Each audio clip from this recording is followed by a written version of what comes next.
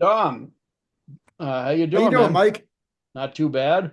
This is kind of our late second Valentine's Day video or movie that we're talking about, and this is bringing up baby. So I, you want to I I introduce can it? see how you would put this in the rom-com category, Yeah. but man, this is so much more comedy than it Oh, is romance. The it's romance absolutely seems like comedy. an afterthought. Well, it is, and actually, it's funny because I was thinking to myself, I mean, Cary Grant, he's at the start of this, he's engaged to like an ice maiden who Mhm. only is thinking about how can I advance this guy's career. And Miss she's all, Swallow.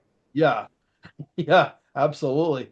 And and and uh, and I mean, even like they're getting ready to get married, getting ready for the honeymoon, and he's talking about, oh, take some time off for the honeymoon, darling, and and she's like, oh no, no, we got to get you right back to work, and so yeah, she's just and when he meets, and I'm gonna let you introduce this, but when he meets uh, her, she's so much more free, so much more fun, and Katherine Hepburn's character is terrific in this, and and you can tell he's attracted and appalled at the same time, and that's what makes it so funny I because mean, she it's just it's the classic rom-com formula where yes, you almost hate the person yeah, yeah, at first. yeah, but yeah, she's causing such chaos in his life, and at the same time, the hilarity is just it's I realized I didn't even give you a chance to.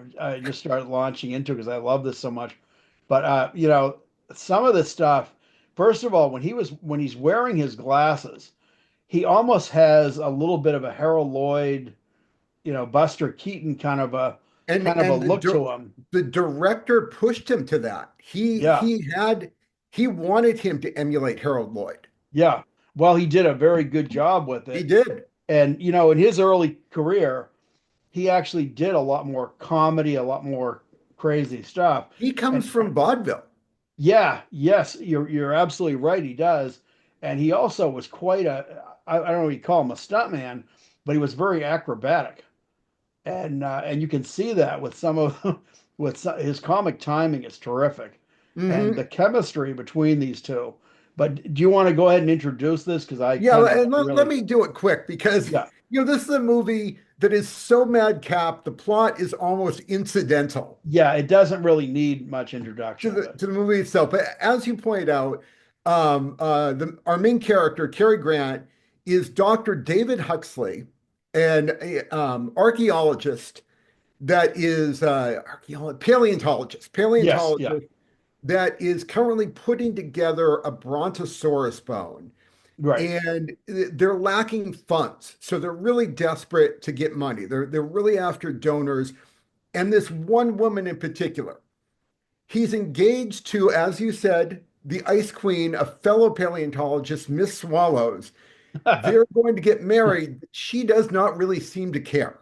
right, She's all about putting this brontosaurus skeleton together.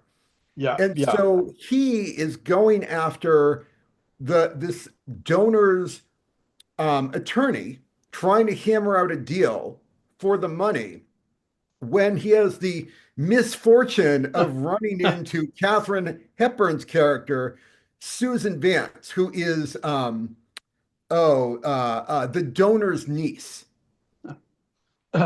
So that, she's related, and for some reason he gets caught up in the whirlwind that is her, yeah. and she almost doesn't seem to notice. But like first she's got his golf ball, then she steals his car, then she takes his brontosaurus bone.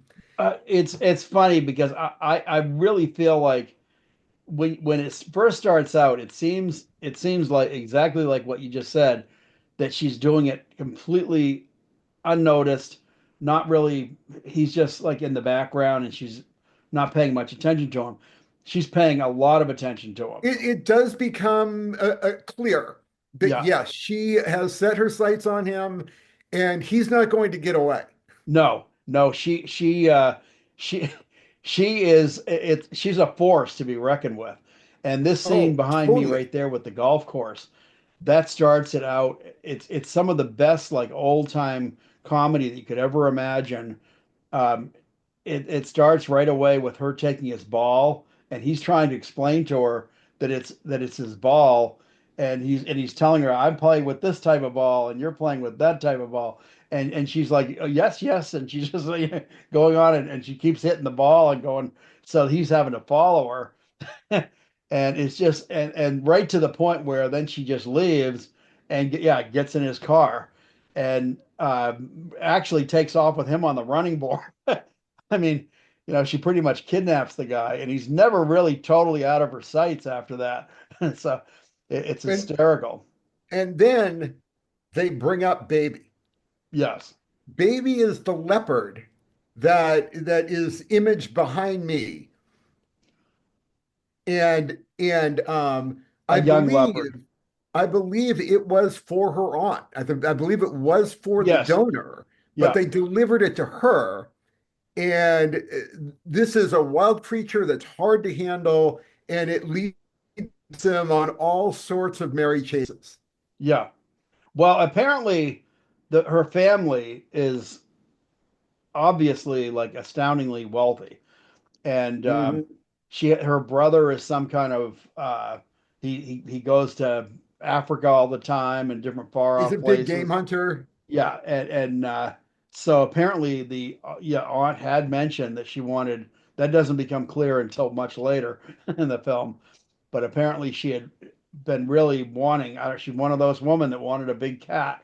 I don't know why people think they want one of those things because they're dangerous. I mean, when this one here is a very young leopard, so they're always fairly mild when they're young, but once they start gaining some size, it's nothing to be messing around with. It's just like a big Yeah, chimp or this was an something. early Lion King. Yes, yeah, really. So you could almost see that one coming up a few years later when the thing got some size on it. But anyway, yeah, the baby is in her life, and she subjects him to, to the to the leopard, including to the point when he actually does come to her apartment because she requests him. And when he comes to the apartment to help her with baby, when he tries to leave, she lets the leopard follow him out the out the building, and the leopard, of course, is attracted to that bone and that he's carrying, and he's walking down the street, he's like, "Why are you following me?" And she goes, "I'm not. I'm following my leopard. He's with you. You took my leopard." So, but it's just hysterics. And this scene that's behind me right now, this is another scene that talk about like madcap comedic timing and chemistry between the two of them. This whole thing, first of all, she gets up, she's completely discombobulating him in the in the restaurant, and every person she talks to, she makes an impression on, good or bad.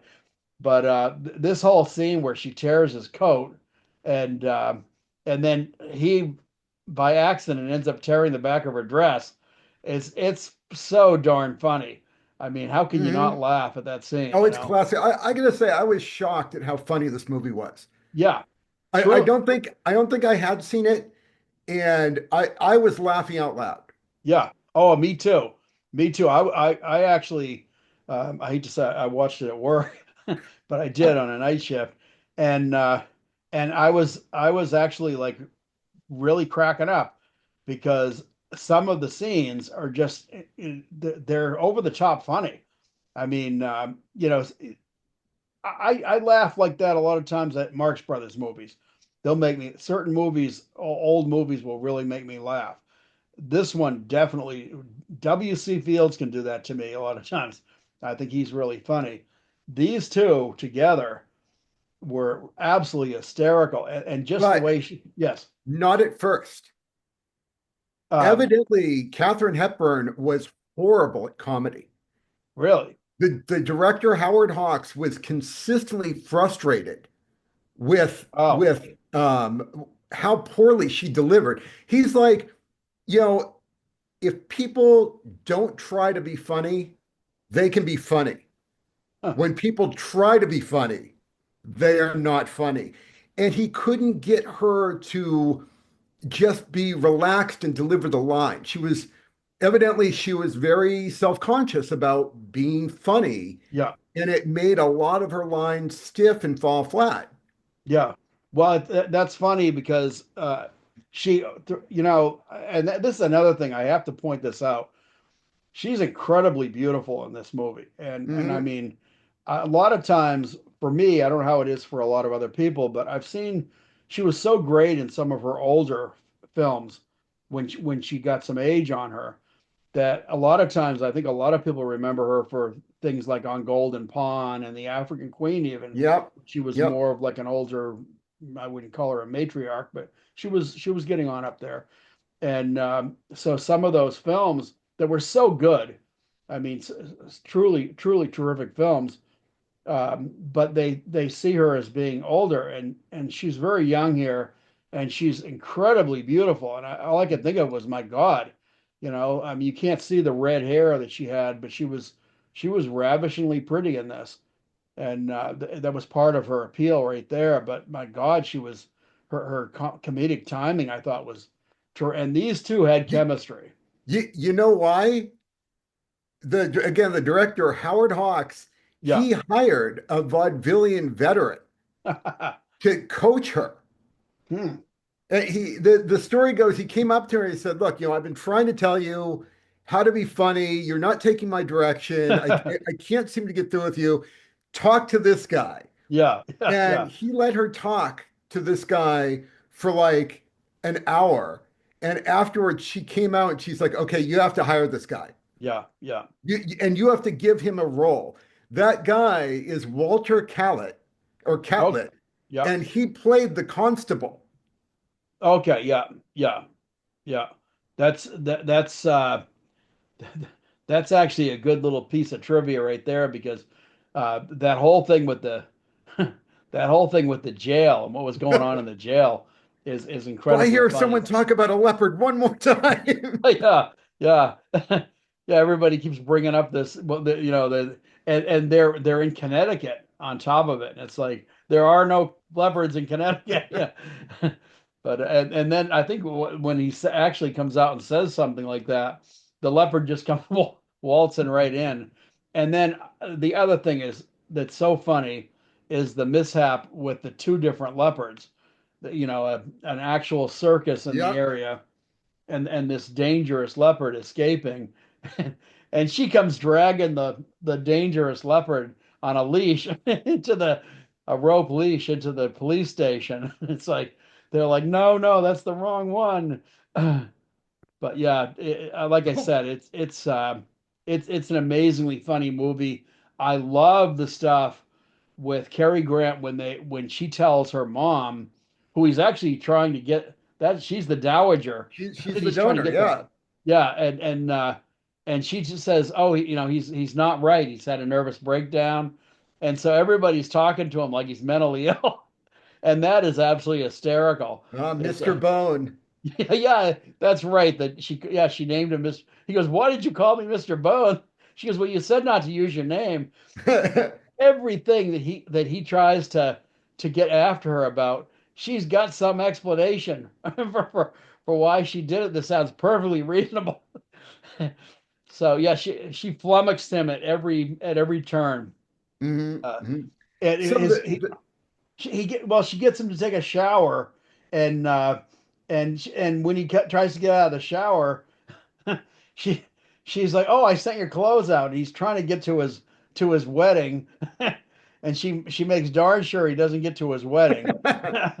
So everything is just hysterical, but but yeah, this unbelievably funny movie. the director, Howard Hawks, was very disappointed in this movie. Wow, really, really. Yep. Well, For I know two he was a reasons. perfectionist. One, when it first came out, it was a box office flop. Wow, yeah, It initially made no money at the box, or very little money at the box office. yeah, It became more popular later, but when it first came out, it was very disappointing.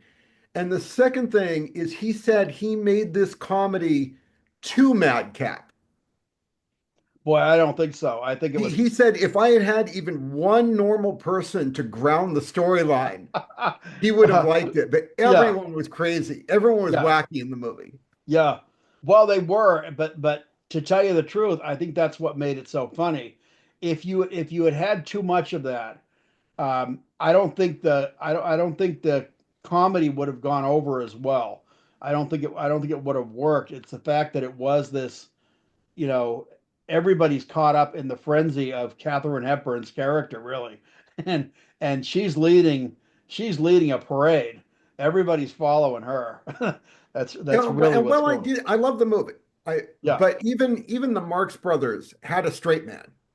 true, true, and straight uh, performances like if they got Zeppo or Gummo to sing or something or some other. There was always like one male straight man that would do uh, some kind of like a song, uh, part in the movie, but and there would be this some type of serious thing that they were. Although they did have his whole thing was to try to get the his whole thing was to try to get the grant for the grant money for his paleontology department, but which ultimately does not work.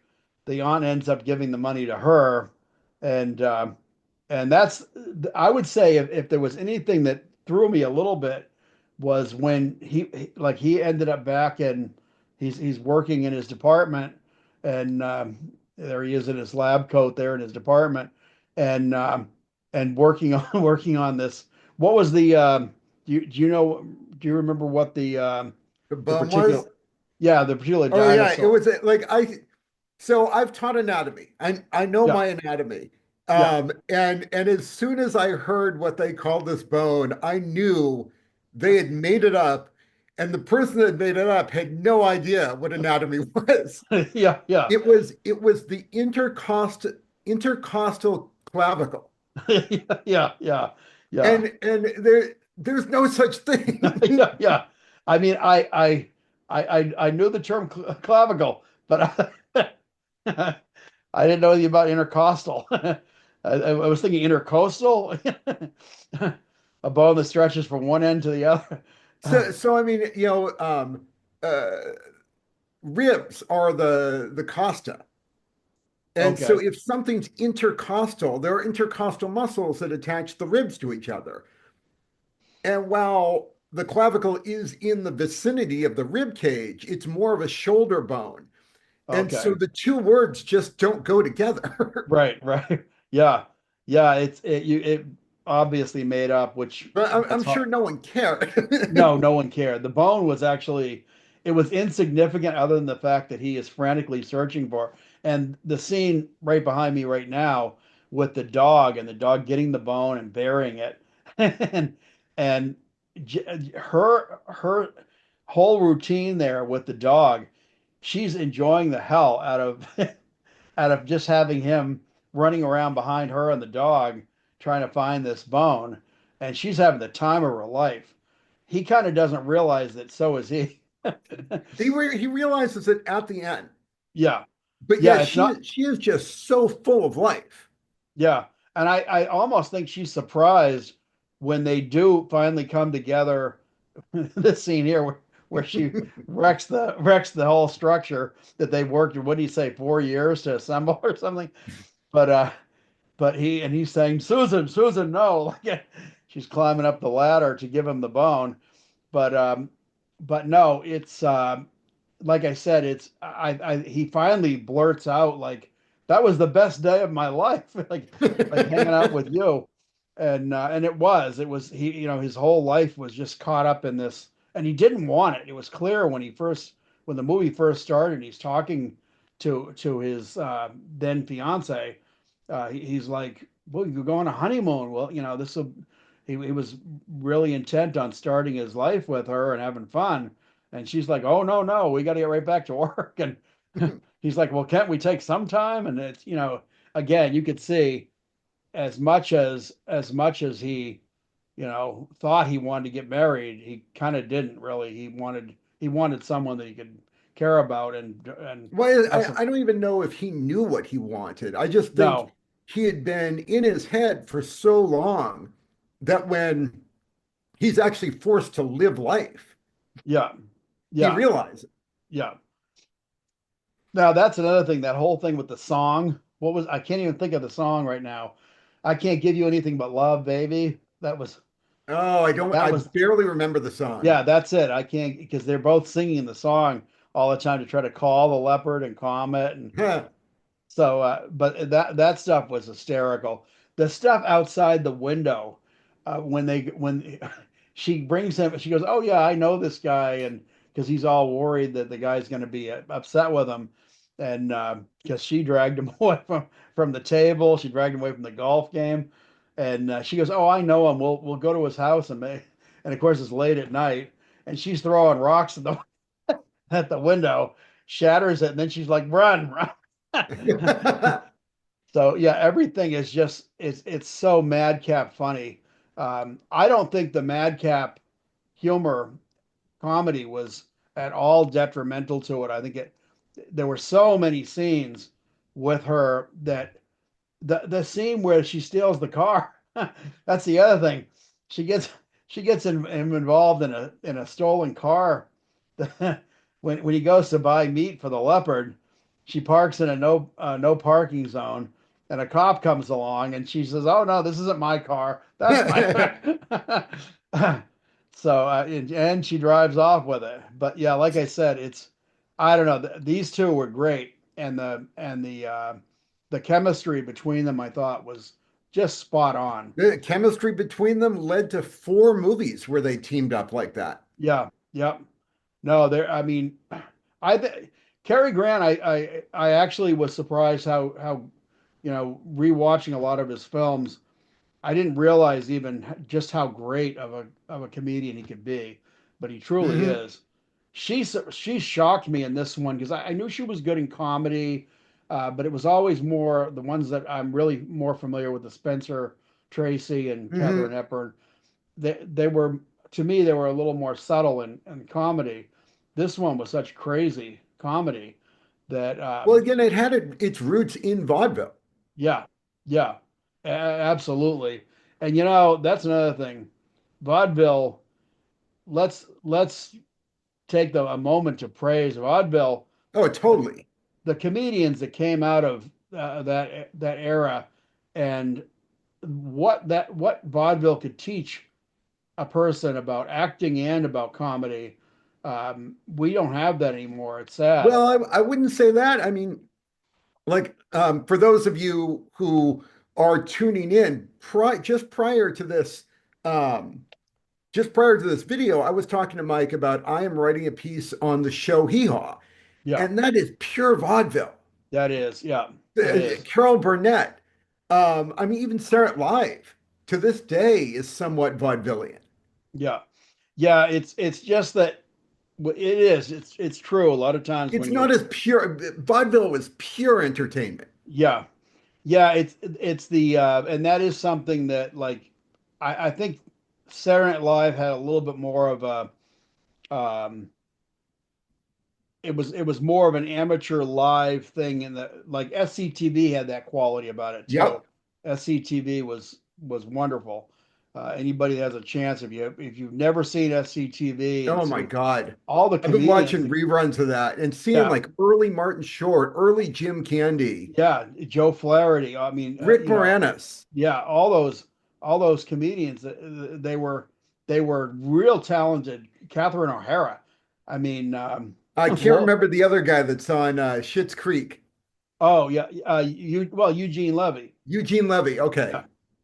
No, believe me that every single one of them that was on that, a lot of times when you see, and that I would say one of the weaknesses of Saturday Night Live nowadays is usually they'll have one or two comedians that are more outstanding comedians, and those ones end up getting movie, parts and things like that, and they move on.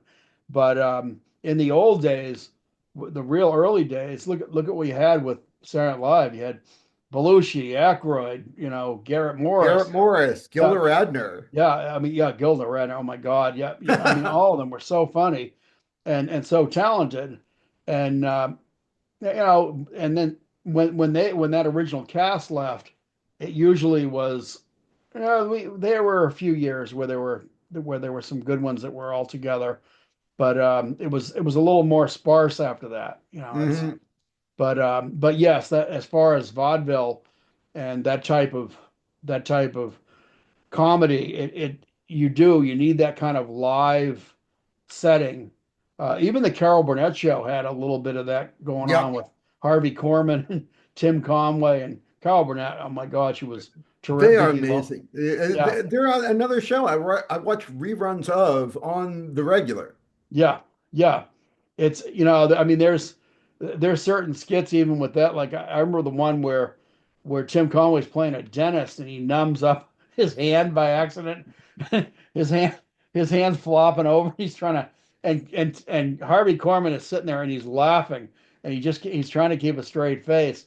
And Tim Conway's taking his hand and putting it on his face and doing all kinds of it's just crazy stuff. And it's like a throwback to that early vaudeville type of humor and comedy. But Yeah, this, there's an energy that comes with a live performance that you're just not going to recreate no, when you're doing like 50 takes of a scene. yeah, yeah. But some directors are worse about it, where they Mhm. want to go on and on and on with Not takes. Howard Hawks. He was known for taking as few takes as possible just to keep that the feel of the lines that were delivered. Yeah, I actually just saw a thing with Harvey Keitel. He was talking about the great Stanley Kubrick, who was a very talented director. He was kind of an asshole the way he treated his actors sometimes. But Harvey Keitel was originally in Eyes Wide Shut, and Stanley Kubrick would get caught up in a scene, and if it wasn't just exactly the way he wanted it to be, he would make the actors do it over and over and over Oh again. yeah. Well, there was a scene where Harvey Keitel had to enter through a doorway, and he made him do it. It was like 50 times coming through the doorway, and Harvey Keitel, after like the last one he had him doing, he was like, no, like do it again. And he was like, fuck this. And he walked off the movie. He said, you don't disrespect me like this. It's which I don't think Kubrick actually really thought he was doing that. He just wanted that scene right. And some people Yeah, were but willing, I do think he disrespects his actors in that he wants the scene so right he really loses any concern about who they are as yes. people. Well, a good example of that, and it's truly sad, is how bad he treated Shelley he Duvall. yeah, Shelley Duvall on The Shining. And I mean, she gave a terrific performance, but my God, he almost broke her down mentally to get Hmm. it. And Jack Nicholson wasn't any better to her. They kind of teamed up. He pretty much told Jack Nicholson, "Don't be easy on her," and they just basically beat her up for the entire movie, which is horrible that they put her through that. I mean, I love the movie. I love the movie. Yep. I love Kubrick's movies. The guy was unbelievably good, but it came at a cost. And I So agree with you, but let's pull it back to this, Bringing yes, Up Baby. yeah, Do you know how terrified Cary Grant was of that leopard? that there was. I believe it because there was. I was actually going to ask you if you saw anything because I didn't get a chance to do a whole lot of like behind the scenes research on this. Were there any moments of anyone getting injured? Because it There sure was seemed, one close call. yeah, And the thing is he was so frightened of the leopard. I Like don't in blame him. every scene that involved the leopard, the trainer was just off camera, whip in Yeah, hand. yeah. So they really tried to keep a tight rein on the leopard. And they used some amazing um, double screen and mirror tricks to make it look like the leopard was in the same room or in the proximity Well, of the actors. They But did a good like job with that. they did. Cary Grant was so frightened that as a prank, Katherine Hepburn got like a life-size stuffed leopard and Yeah, like stuck it in his dressing room with the head sticking that's out of great. the vent or something. Yeah, that's great. She was fearless. Yeah. She would pet the leopard. She had no concern. But there was one time she wore this dress with these dangling metal things at the end to make sure the dress flowed right Oh, when yeah. you turned, and it got the leopard's attention, and I'll bet. Yeah. it took a swipe at her. Wow. Well, that's the trouble with cats. And basically, a leopard, a lion, a tiger, whatever, they're basically when you see a house cat, and just think of a house cat and how temperamental. I've owned cats at or growing up, my Yeah, family owned them, and they can be the sweetest animals in the world, and you do something that they find irritating or or whatever. fascinating. Yeah, yeah. And all of a sudden they have that built-in instinct. It's a hunter kill instinct. And even just that thing, that thing that they do with their back feet where they doing like a real quick like kick with their back feet Mhm. sometimes. They'll do that kind of playfully with you sometimes. And but that goes back to a like the big cats. Um, that goes back to that's a disemboweling technique where they actually rip the animal's guts open and rip their their internal organs out. So, like I said, a lot of the stuff, and you attract a cat sometimes just something you're moving around, and you might not even be realizing you're just doing something in your activities, and all of a sudden your house cat just like leaps on, trying to grab it or something. That's no different with a big cat, and that's why I always think it's so irresponsible for somebody to think, yeah, they're it's just like a bear. I think bears are cute. I don't I don't go around trying to play with them.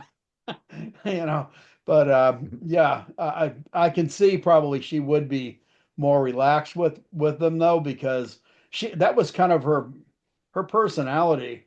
She's kind of a fearless personality. She was a very cool, intelligent, strong woman, and it shows in her movie roles too. So do you recognize the dog? The dog did seem familiar, but I mean I didn't know, like, Yeah, yeah, we is saw is it that dog Asta? in that's Asta. Oh my God. Okay, it just hit me. We Wow. saw Yeah. that dog in The Thin Man. That was one of the highest paid actors in Hollywood at the time. I'll That bet. dog Oh. was making $250 a week. Wow. And just think, it was what year was this movie? This is 38. Yeah, the So depression was so still, the tail end of depression the was Great still going Depression. on. People were making a few bucks a week at best, if they even If they found were work. lucky. Wow, that's crazy. Well, it is a very, very well trained, funny, cute dog. So it's Yep. but yeah, I don't know. Like I said, there's the dog right behind my head. Um, I have high praise for this movie, such high praise.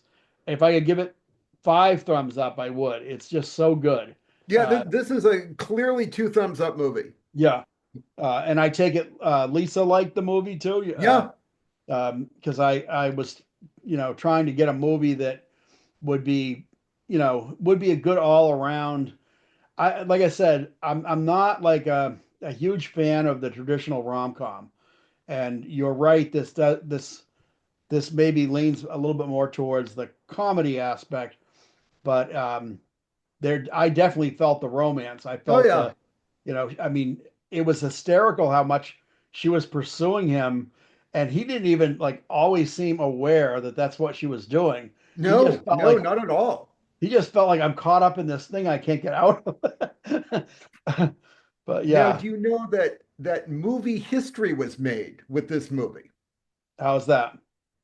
This is thought to be the first movie ever where the word gay was used to denote homosexuality. Yeah, yeah. Actually, I did. I did notice.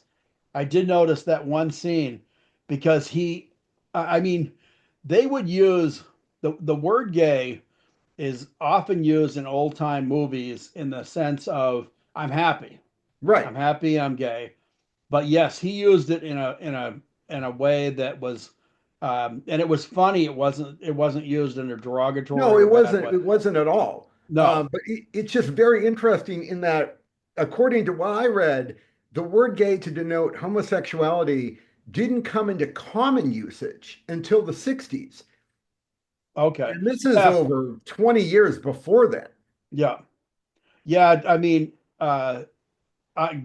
growing up, I mean, I was born in '59, so growing up in the '60s as a kid, I mean, I heard the term all the time, and it was sometimes because the way I had heard it, especially like kids in school and things like that, it was always something that was thrown out in a derogatory manner. It's a slur, But yeah. yeah, it was used as a slur mostly, um, but it was confusing sometimes because you'd be watching an older movie and they would use the term gay, and it wasn't used that way. It was used to denote someone having a good time and being happy and gay, and even in old songs, you know,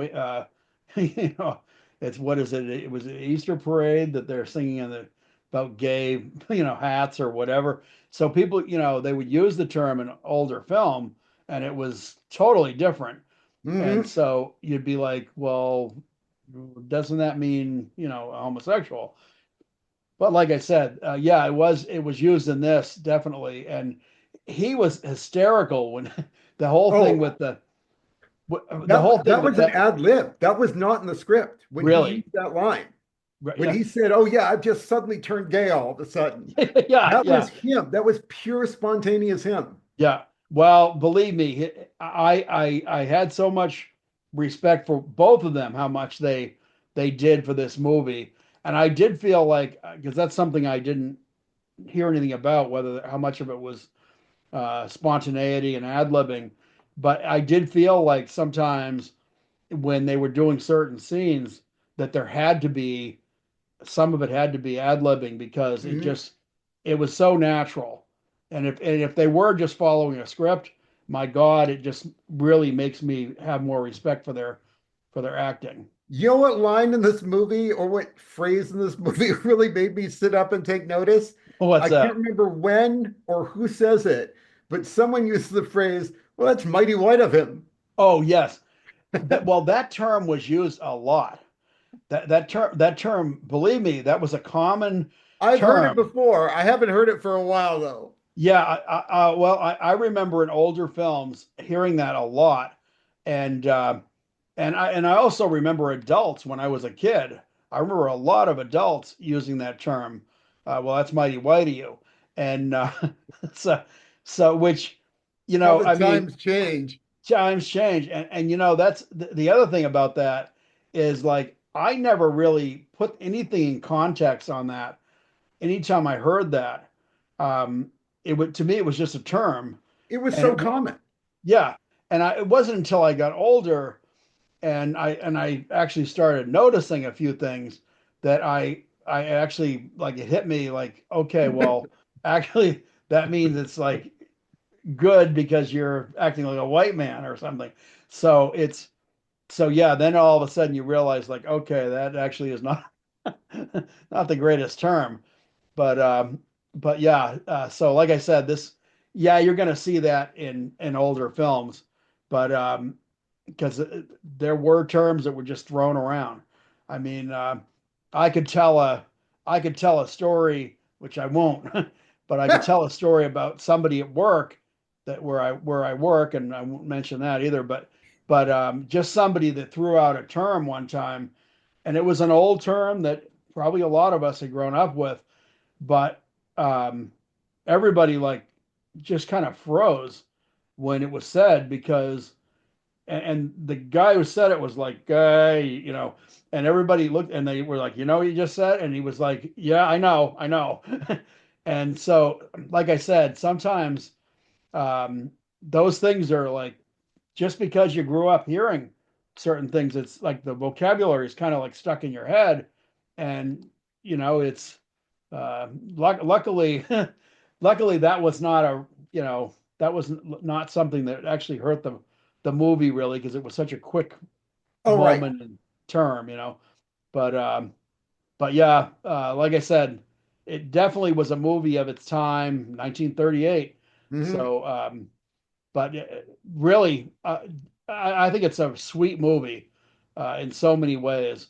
And if you're looking at it in terms of costuming, um, look at the costumes too. She's dressed so smartly in this movie. She's a Hmm. height of fashion, and of course Cary Grant. I mean, come on. Other than the scene behind you with the with the with her when he's wearing a robe, and there's no way that robe would have fit her. Cary Grant was a tall guy and big guy, and he's got this robe that fits him right down to his ankles. And I'm thinking, how the hell would she ever wear that that robe? But yeah, it's a costume wise, it's a wonderful film. I mean, and again, look at Katherine Hepburn. She was whatever scene she was in, she looked fabulous. And so that was another thing about this movie. They're a beautiful couple, Yeah. uh, quite a beautiful couple. But yeah, just high praise for this movie. It, Hmm. to anyone that's listening to us talking about this, you can tell we enjoyed this movie. We're totally thrilled with it. I, if you've never seen this movie before, and we have not spoiled it as much as we've talked about it, anyone that was watching it, if you're watching the movie, you're going to be so caught up in the craziness of what they're It's doing. just fun. It's It's like a fun. roller coaster. It's just It fun. it And is, and it's a sweet movie. it's easy to find. It's last time I looked, it was on YouTube in its entirety, completely free. Yeah, I think it's on Tubi right now too. I'm not sure, but I think it's on. Yeah, it's not hard to find, It's not and hard to find. my God, if you've never seen it, you really owe it to yourself.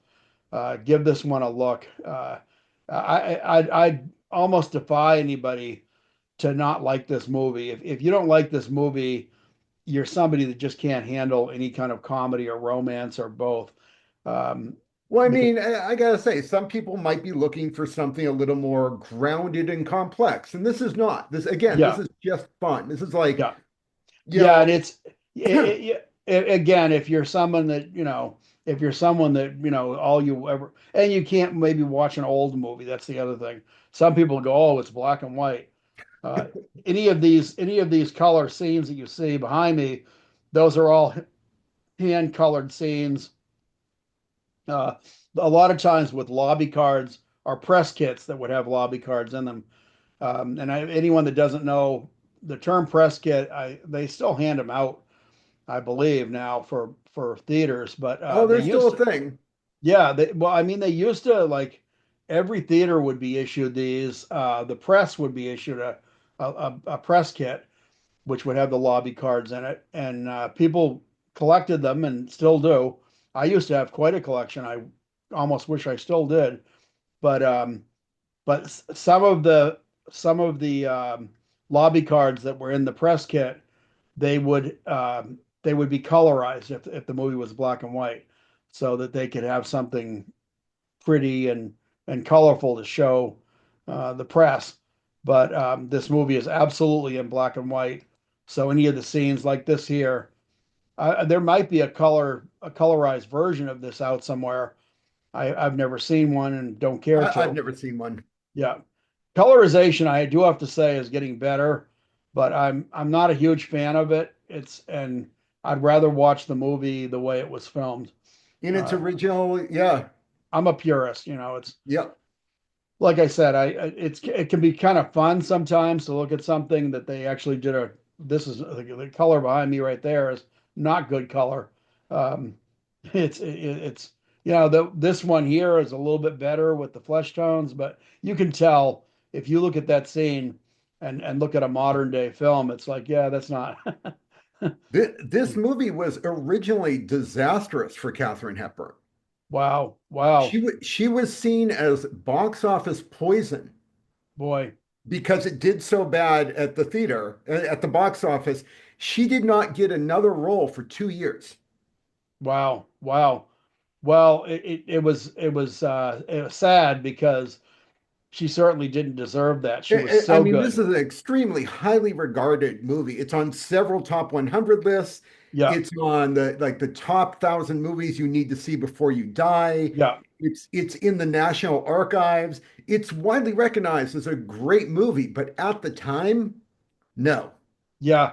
I would I would go so far as to say yes, if you've never seen this movie, if you're somebody that loves movies, If you love movies, you got to see it. you must see this movie. That's how well I regard the movie. I think it's just unbelievably terrific film. Um, please see it if you owe it to yourself.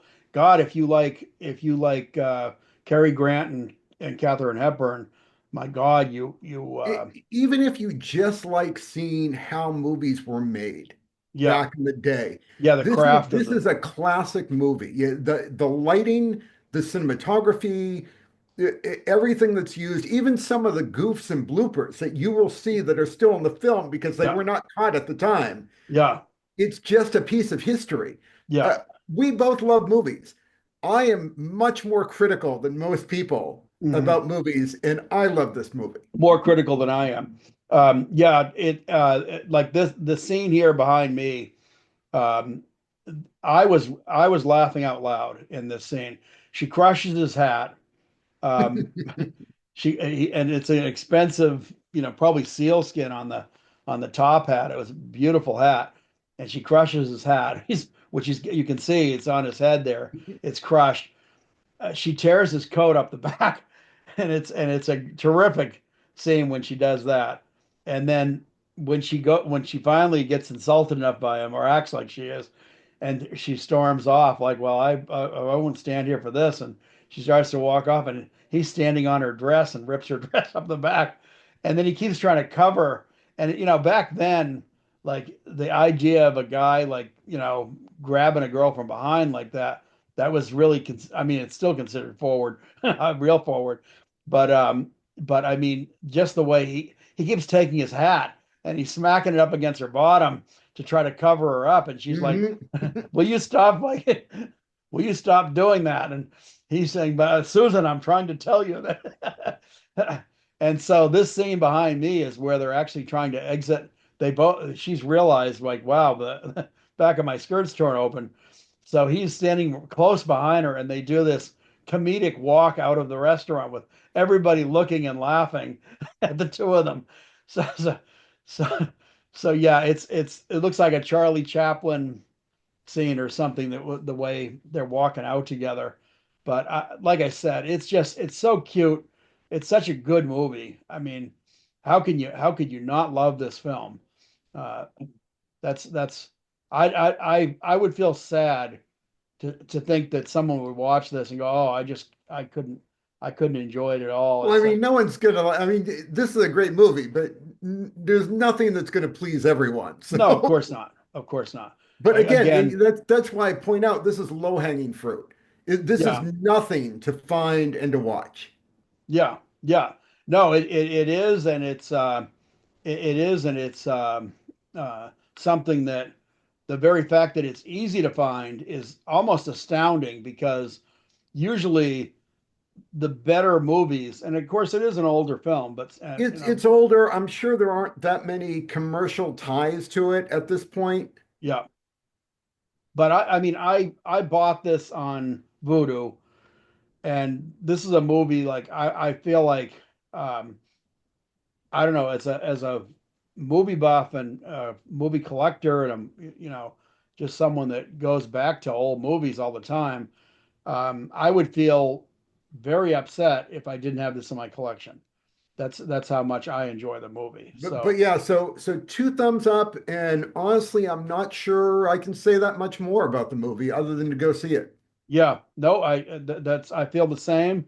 I think we've kind of said it all. Um, and look at the film behind me when it's remastered. That's how beautiful the movie Oh, can look. beautiful.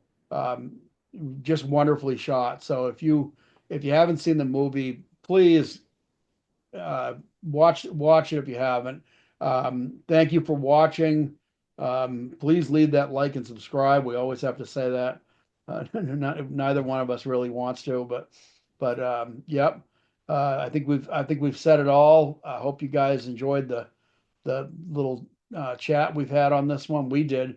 So, Tom, next week is your pick. It's my pick, and I am choosing our first Western.